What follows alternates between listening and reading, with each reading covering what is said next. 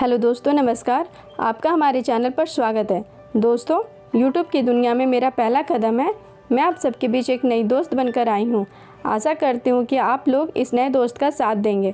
अगर हमारी वीडियो अच्छी लगती है तो हमारे चैनल को सब्सक्राइब करेंगे, हमारे वीडियो को लाइक करेंगे और अपने दोस्तों में शेयर करेंगे। मैं भी अपनी आर्थिक स्थिति को अच्छा करना चाहती हूँ, इसलिए आप सबसे निवेदन करती हूँ कि हमारी मदद करें। आपका ज़्यादा समय ना लेते हुए आइए कहानी का शुरुआत करते हैं। लव यानी कि प्यार हमारे जीवन का बहुत ही रोमांटिक एवं जीवन को बदलने वाला एहसास होता है, जिसे एक सच्चा प्यार करने वाली महसूस कर सकते हैं। प्यार के बिना जीवन अधूरी है। प्यार में एक अलग ताकत है जो इंसान को खुश रहने की वजह देती है, जिसमें हम अपने जीवन साथी या प्रेमी संग अपने जीवन की सारी खुशियों एवं दुखों को एक दूसरे के साथ साझा करते हैं। यह आज से लगभग 5 साल पहले की बात है, जब मैं 12th में था और पार्ट टाइम जॉब करता था। मेरे ऑफिस के ठीक सामने में एक आंटी का पेन गेस्ट था, जहाँ पर कोई 4-5 लड़कियाँ रहती थी। वहाँ की सभी लड़कियाँ मुझे भैया कहकर बुलाती थी। एक दिन उस घर में एक लड़की रहने आई, जिसका नाम स्नेहा था। वह पास के एक जिले की रहने वाली थी और यहाँ PSSC की कोचिंग करने आई थी। जिस दिन मैंने उसे पहली बार देखा था तो बस मेरे दिल से आवाज़ आई कि यार, इस लड़की से प्यार हुआ तो इससे ही शादी करूँगा, चाहे जो हो। धीरे धीरे वह मेरी फ्रेंड बन गई और मुझसे बात करने लगी। यह बातें उसके फ्रेंड को भी मालूम लगी कि वह किसी को पसंद करती है, लेकिन मेरे बारे में कोई जान नहीं पाया। धीरे धीरे हमारा प्यार बढ़ता गया और इसकी जानकारी मेरे घर वालों को हुआ तो मैंने अपने घर वालों से स्नेहा को मिलवा दिया। मेरे घर वाले शादी के लिए राज़ी हो गए। इसी बीच स्टेट गवर्नमेंट का जॉब आया और हम दोनों मिलकर तैयारी करने लग गए। लेकिन वह कहती थी कि मुझे पढ़ाई करने में मन नहीं लग रहा है, तो मैं अपनी पढ़ाई छोड़कर उसकी तैयारी करने में जुट गया और उसका सिलेक्शन शिक्षा कर्मी में हो गया। पर मैं अपने एग्ज़ाम में फ़ेल हो गया, जिसका मुझे दुख जो हुआ, पर मैं खुश था कि उसका सिलेक्शन हो गया है। 2 महीने बाद जब उसके जॉब की बात आई तो मैंने अपने कॉन्टैक्ट से उसके पास के गांव में ड्यूटी लगा दिया, जिसमें मुझे 30,000 देना पड़ा था। उसके जॉब करते ही मानो धीरे धीरे हमारे रिलेशनशिप में कमजोरी आने लगी। वो जिस स्कूल में पढ़ती थी वह हमारे शहर से मुश्किल से 20 किलोमीटर की दूरी पर था, जिसके लिए PWU रोज़ बस से सफ़र करती थी, जिसके लिए मैंने बस ट्रैवल वालों से मंथली किराया फ़िक्स किया था। बस के हर लोग मुझे जानते थे, इसलिए मैं टेंशन फ्री था। क्योंकि मैं प्रेस रिपोर्टर का जॉब करता था तो सब मुझे जानते थे। कुछ दिन जॉब करने के बाद वह मुझसे बोली, मैं रोज़ बस में सफ़र नहीं कर सकती और मैं स्कूल के पास में मैं ही एक घर रेंट पर देखा है, मैं वहाँ रहने जा रही हूँ। तो मैंने उससे कहा कि यह बात मुझे पहले क्यों नहीं बताई, तो उसने कहा कि नहीं बताई, अब बता रही हूँ ना, और वहाँ रहने चली गई। वहाँ जाने के बाद तो स्नेहा मुझे कॉल नहीं करती थी।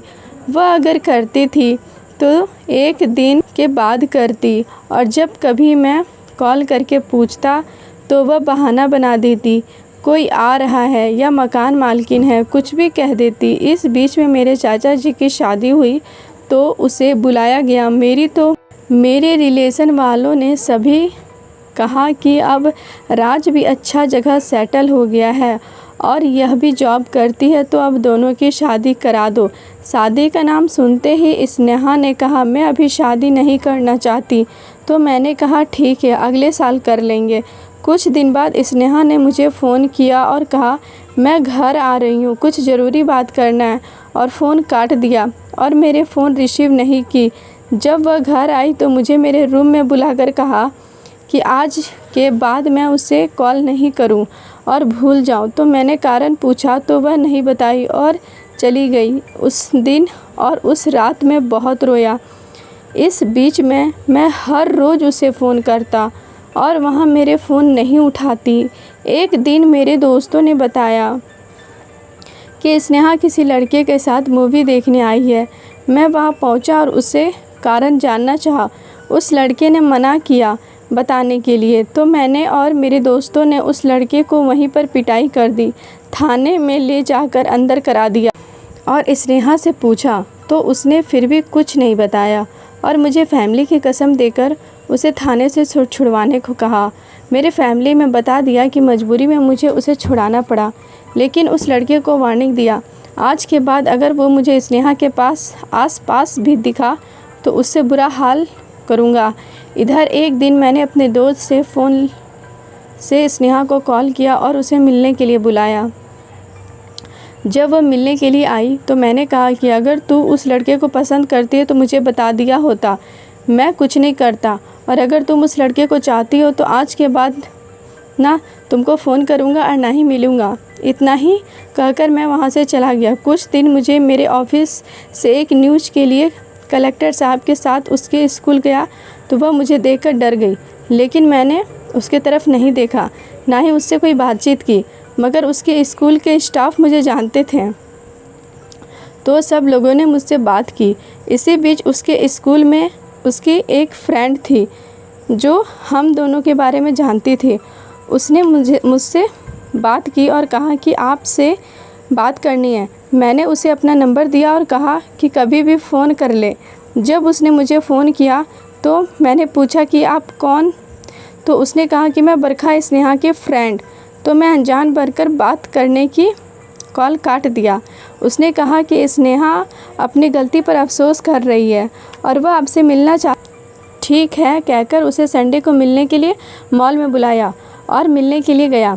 संडे को जब स्नेहा और बरखा मुझसे मिलने आई तो स्नेहा मुझसे सॉरी कहकर रोने लगी और मेरे बगैर नहीं जी पाने की बात कह रही थी। मैं उसके प्यार में इतना पागल था कि मैं नहीं जानता था कि मुझसे मजाक करने के लिए और अपने एक काम निकलवाने के लिए दोबारा प्यार का नाटक करेंगी।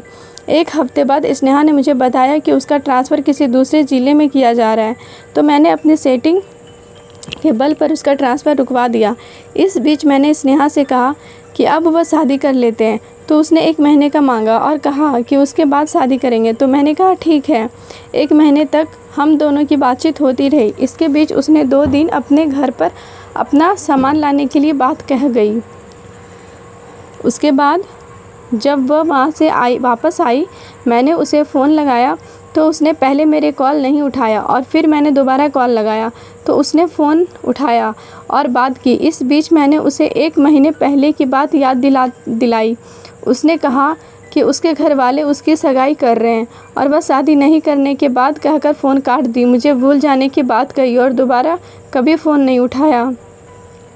उसके बाद से लेकर आज तक मैंने कभी उसे बात नहीं की और ना ही कभी उसे मिला।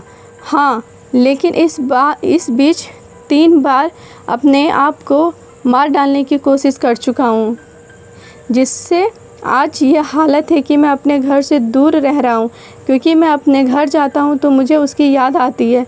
इसलिए आज मैं अपना घर, परिवार, शहर, दोस्त यार सब कुछ छोड़कर दूसरे शहर में जॉब कर रहा हूँ। दोस्तों, आप लोग ये पढ़ने के बाद यही सोच रहे होंगे ना कि मैंने उसे इतनी आसानी से यह सब करने दिया और मैं कुछ भी नहीं किया। तो यह बात बता दूं कि मैं जिससे कभी भी कोई काम छुपे नहीं है।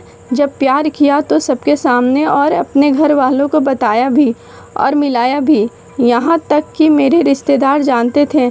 हाँ, मुझे उसकी खुशी चाहिए थी, मैं उसे रोता नहीं देख सकता था। आज तक मैंने कोई भी ऐसा काम नहीं किया जिससे उससे दुख हो या कभी मैं अपने आप को अकेला महसूस करता तो उसकी याद आती है, उससे मिलने को मन करता है। आज मेरे पास सब कुछ है, एक अच्छी फैमिली, एक अच्छी बीवी, लेकिन दिल के कोने में आज भी मेरा ये दिल कहीं टूटा हुआ पड़ा है। हर खुशी के पल हाथों छूट गए, अब तो दुख के साए भी रूठ गए। हालात है ऐसी ज़िंदगी में, हमारी प्यार की राहों में हम बिल्कुल टूट गए।